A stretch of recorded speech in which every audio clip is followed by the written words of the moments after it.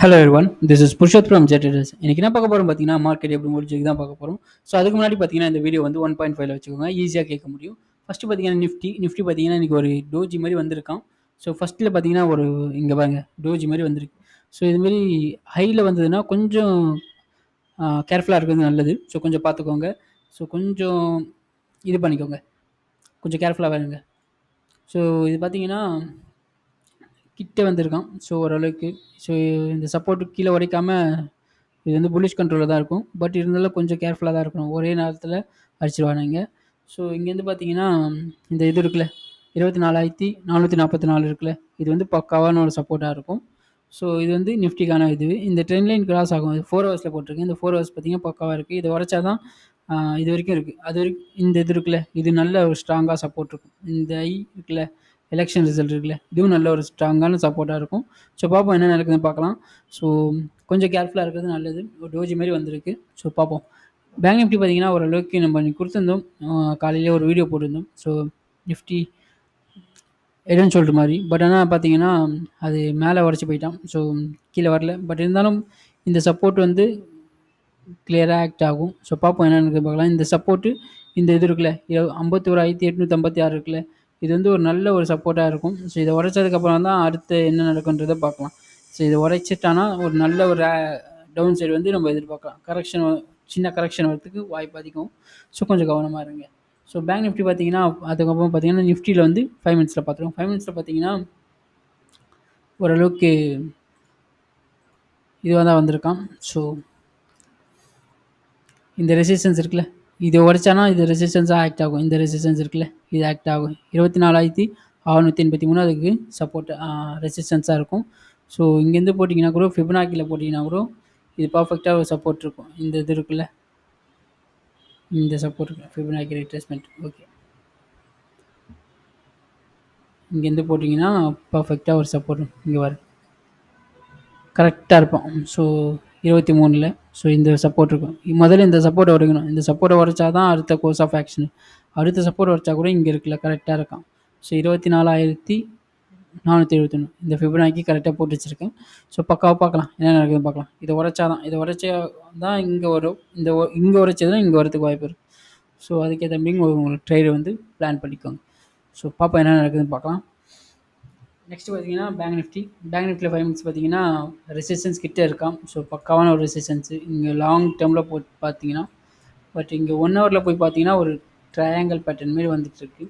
So இது பார்ப்போம் என்ன நடக்குதுன்னு பார்க்கலாம். இது கொஞ்சம் கவனமாக இருங்க. கீழே இறக்குனாங்கன்னா பயங்கரமான ஒரு இது இருக்குது. ஸோ பார்ப்போம். இதுதான் சப்போர்ட்டாக இருக்கும். 51,000 இந்த சப்போர்ட் இருக்குல்ல 5 மினிட்ஸில் பார்த்தீங்கன்னா இந்த சப்போர்ட் பர்ஃபெக்டாக ஒர்க் ஆகும். அதுக்கப்புறம் இந்த சப்போர்ட் பர்ஃபெக்டாக ஒர்க் ஆகும். 51,253ன்றது இந்த சப்போர்ட் பர்ஃபெக்டாக இருக்கும். ஸோ நெக்ஸ்ட்டு பார்த்தீங்கன்னா பியூசி பேங்க் பார்த்தீங்கன்னா இங்கே ஒரு நல்ல ரேலி. ஸோ பக்காவான ஒரு ரேலி.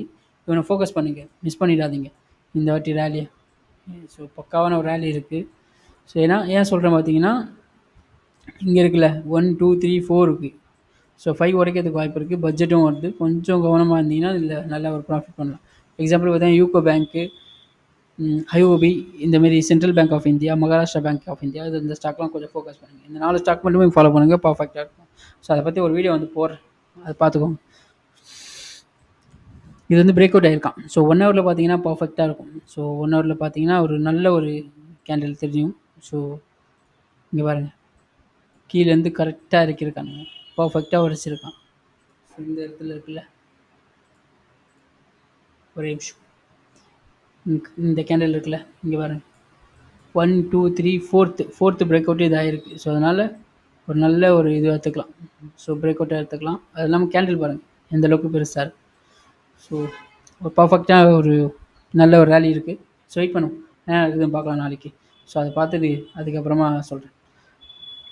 இந்தியா விக்ஸு அந்த அளவுக்கு இல்லை, பட் ஆனால் லைட் எனக்கு ஏறி இருக்கான். ஸோ பார்ப்போம் டபுள் பாட்டமாக ட்ரிபிள் பாட்டமான்றதே நம்ம பார்ப்போம் என்ன நடக்குதுன்னு பார்க்கலாம். இவன் கீழே இறங்கணும், கீழே இறங்கினா தான் நிஃப்டி வந்து ஏறும், இல்லைனா நிஃப்டி வந்து இறங்கும். ஸோ ஃபார்மா பார்த்தீங்கன்னா இன்றைக்கி ஒரு நல்ல ரேலி. ஸோ நம்ம நேற்று பார்த்தோம், பட் ஆனால் அப்புறமா தான் ஒன்று புரிஞ்சுது. என்ன புரிஞ்சுது பார்த்தீங்கன்னா ஒரு சின்ன லேர்னிங். என்ன லேர்னிங் பார்த்தீங்கன்னா இந்த 3 கேண்டில் இருக்குல்ல, இங்கே ஒரு ப்ரெஷர் இருக்குது. பட் ஆனால் இந்த 2 கேண்டிலால் இது கீழே இறக்க முடியல. பட் ஆனால் அதுக்கப்புறம் பார்த்தீங்கன்னா மேலே ஏற்றிருக்காங்க. இது வந்து இன்றைக்கி ஒரு நல்ல லேர்னிங். ஸோ பார்ப்போம் இதுக்கப்புறம் பார்த்துக்கலாம்.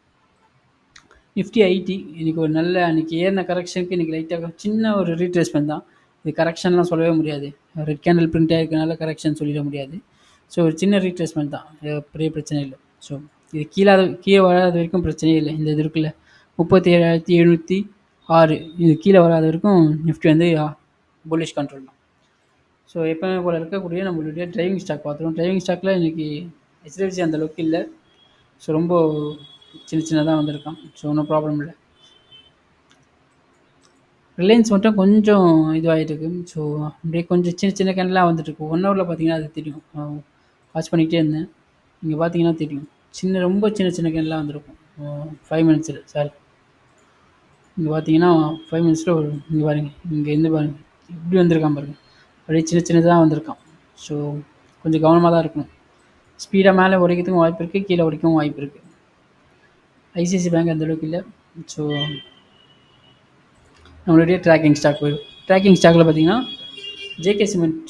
ஜேகே டயர் பார்த்தீங்கன்னா இன்றைக்கி நல்ல ஒரு பிரேக் அவுட்டு. பட் ஆனால் வெகு வந்திருக்கு, கொஞ்சம் கவனமாக தான் இருக்கும். பட் எடுத்துடலாம், இதுக்கப்புறம் நீங்கள் ஃபாலோ பண்ணிக்கோங்க. சரிங்களா, எடுத்துருவோம், ஏன்னா பிரேக் அவுட் ஆகிட்டான். ஸோ நெக்ஸ்ட்டு பார்த்தீங்கன்னா Tata power. So Tata power பார்த்தீங்கன்னா அதே இதில் தான் இருக்கான், சப்போர்ட்லேயே தான் இருக்கான். ஐஆர்பி அதே சப்போர்ட்டில் தான் இருக்கான். ஸோ பார்ப்போம் என்ன நடக்குது பார்க்கலாம்.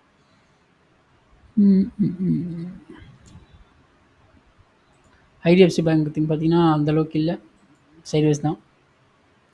எவ்ரிடே கீழே வரானுங்க. ஸோ இந்த கேண்டில் இருக்குல்ல, இந்த கேண்டில் ஃபுல்லாக இதுவாகனா தான் பிஆர்எஸ்க்கு போகிறதுக்கு வாய்ப்பு இருக்குது.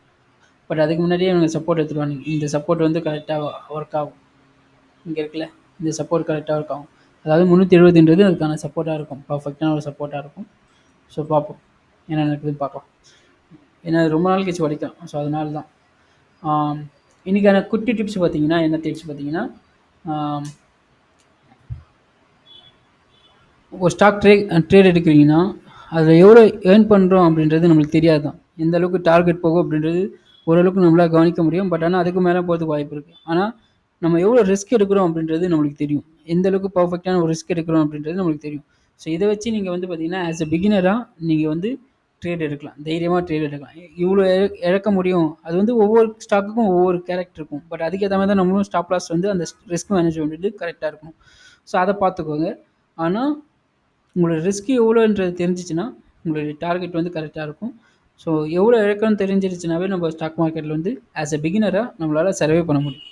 ஸோ இன்றைக்கான குட்டி டிப்ஸ் அதுதான். இந்த வீடியோ பிடிச்சிருந்தால் லைக் பண்ணுங்கள், கமெண்ட் பண்ணுங்கள், சப்ஸ்கிரைப் பண்ணுங்கள். அண்டு எப்போவுமே சொல்கிறதான், ஸ்டாக் அனலைஸ் பண்ணுறதோட ஸ்டாக்கை ட்ராக் பண்ணுறது தான் ரொம்ப ரொம்ப இம்பார்ட்டன்ட். யூடியூப்பில் யாரும் பண்ணல, நம்ம பண்ணிகிட்ருக்கோம். Thanks for that.